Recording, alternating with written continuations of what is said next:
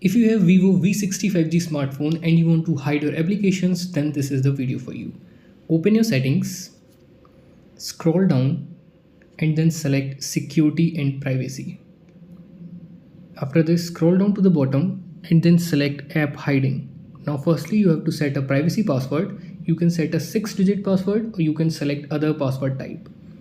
Here you can select any of these. I'm selecting pattern, draw your pattern and then confirm your pattern. Answer 2 security questions and then click on done.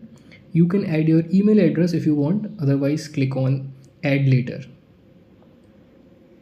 Now firstly enable this. It will show you all the applications which are installed in your smartphone. Select the app you want to hide. For example, I want to hide my files and then click on confirm. Now come to your home screen. As you can see in my app drawer, you can't see files. If you want to access a hidden application, then come to your home screen and then swipe up by using 2 fingers like this. Draw your privacy password. Here it will again ask you to add your email address or fingerprint lock. You can do that and then it will show you the hidden application. So that's how you can hide apps in Vivo V60 5G.